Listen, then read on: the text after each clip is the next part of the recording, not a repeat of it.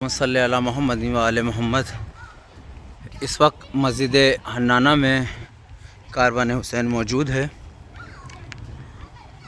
اور یہ وہ مقام مسجد حنانہ میں جہاں امام حسین علیہ السلام کے سر مبارک کو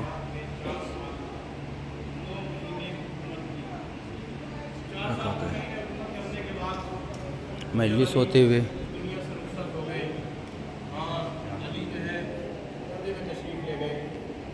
اس کے بعد مولا امام حسن مجتبیٰ 6 مہینے تک کوفے میں رہے اور 6 مہینے کے بعد جب کوفے سے جانے لگے تھے چاہنے والی جس کا نام نواز چاہنے والی ہے، یہ وہ مقام ہے کہ جہاں پر مظلوم کربلا کا سر رکھا گیا اور جب اسیروں کا قافلہ یہاں سے گزرا تھا تو اس مسجد کی دیواروں نے جو ہے اتنا بتا دیجیے کیا آپ پھر کبھی کوفے تشریف لائیں گی؟ تو شہزادی زینب نے کہا ہاں، میرے بابا علی مرتضیٰ نے مجھ سے کہا ہے کہ میری تقدیر میں پھر کوفے لکھا ہوا ہے، میں پھر کوفے آؤں گی، مگر تو ہاتھوں کو جوڑ کے کہتی ہے وہ کنیز بی بی کیا آپ میرے گھر تشریف لائیں گی؟ تو میری مائیں اور بہنیں بھی سن رہی ہیں، بس صرف مصائب ایک احساس کا نام ہے، ایک تصور کا نام ہے، اگر آپ نے احساس کر لیا تو ایک روایت پڑھوں گا اور آپ سے اجازت چاہوں گا۔ تو ایک مرتبہ نواز کہتی ہے شہزادی کیا آپ کوفے آئیں گی؟ تو شہزادی زینب نے کہا ہاں نواز ہم کوفے آئیں گے۔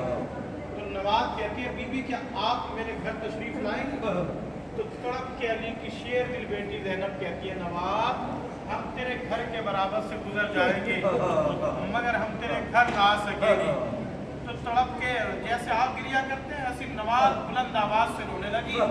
مولا حسن مجتبیٰ نے کہا نواز کیا ہوا، کیوں روتی ہے، آخر رونے کی وجہ کیا ہے؟ نواز کہتی ہے آقا میں نے اپنی شہزادی سے پوچھا تھا شہزادی کیا آپ یہاں سے اب جا رہی ہیں، کیا پھر آپ کوفے آئیں گی؟ تو شہزادی زینب نے کہا ہاں میری تقدیر میں لکھا ہے کہ پھر مجھے کوفے آنا ہے۔ تو میں نے کہا بی بی کیا آپ میرے گھر بھی تشریف لائیں گی؟ تو نواز نے کہا کہ بی بی آپ میرے گھر تشریف لائیں گی؟ کہ نہیں، تیرے گھر کے سامنے سے گزر جائیں گے مگر ہم تیرے گھر نہ آ سکیں گے۔ بس ابھی یہ گفتگو ہو رہی تھی، مولا حسن نے کہا اے میرے کربلائی بھائی حسین، اے میرے مظلوم حسین، اے سلطان کربلا، یہ نواز ذرا گریا کرتی ہے، پوچھو تو صحیح کیوں روتی ہے؟ نواز نے پوچھا کیا؟ نواز سے مولا حسین نے پوچھا کیوں روتی ہے، رونے کی وجہ کیا ہے؟ کہا آقا شہزادی نے مجھ سے کہا میری تقدیر میں کوفہ لکھا ہوا ہے مگر ہم تیرے گھر کے سامنے سے گزر جائیں گے، تیرے گھر میں نہ آ سکیں گے۔ اب جو صاحبان اولاد ہیں جن کے جسم میں دل ہے، دل میں درد ہے اور اس درد میں کربلا آباد ہے اور محسوس کر سکتے ہیں تو محسوس کیجئے گا۔ مظلوم کربلا نے ایک وعدہ کیا نواز ہم تیرے گھر آئیں گے۔ یہ وعدہ حسین نے 41 ہجری کو کیا ہے مگر واقع کربلا 61 ہجری کو ہونا ہے۔ حسین نے کہا نواز ہم تیرے گھر آئیں گے۔ تو ایک مرتبہ نواز خوش ہو کے کہتی ہے فاطمہ کے مرتبہ جیسے ہی شام کا وقت آیا نواز مدینے کا رخ کر کے اپنے مکان کی چھت پہ کھڑے ہو کے کہتی ہے اے فاطمہ کے لال عاشور کا دن تو گزر گیا مگر آپ نہیں آئے۔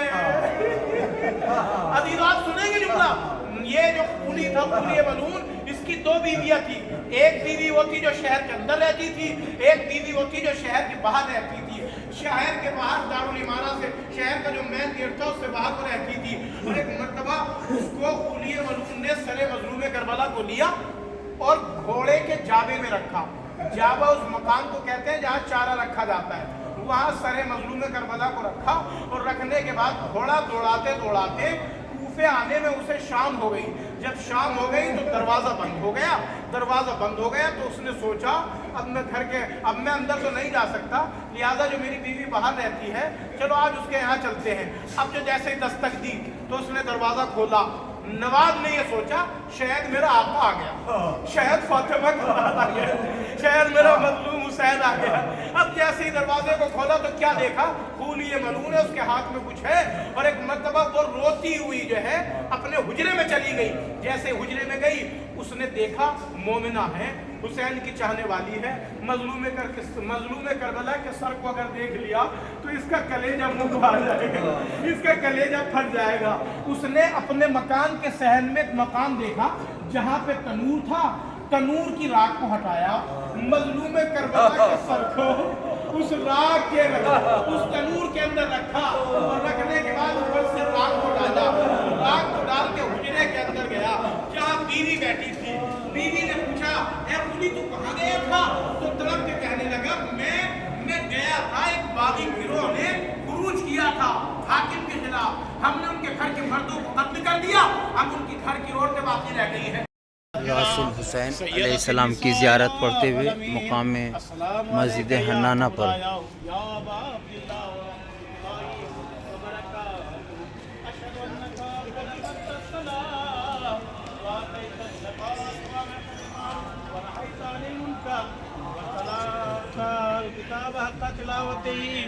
وجاهدت في الله حق جهاده وصبرت على العذاب في جنبه محتسبا حتى أتاك اليقين وأشهد أن الذين خالفوك وحاربوك وأن الذين خذلوك والذين قتلوك ملعون على لسان النبي الأمي وقد خاب من افترى.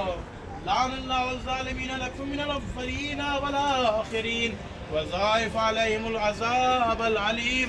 آتيتك يا مولاي يا ابن رسول الله زائرا عارفا بحقه مواليا لأوليائك معاديا لأعدائك مستبصرا بالهدى كل ولي قال حجت ابن الحسن صلواتك عليه وعلى آبائه هذه الساعة في كل ساعة وليا وحافظا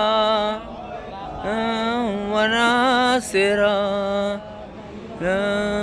وإنا تسكنه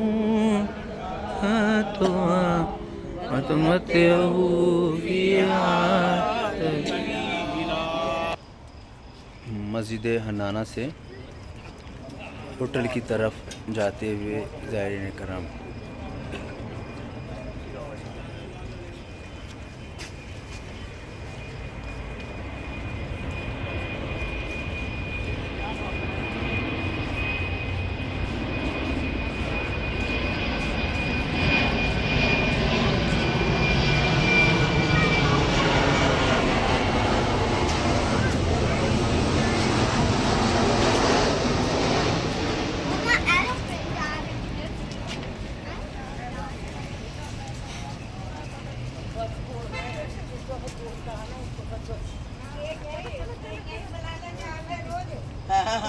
Pele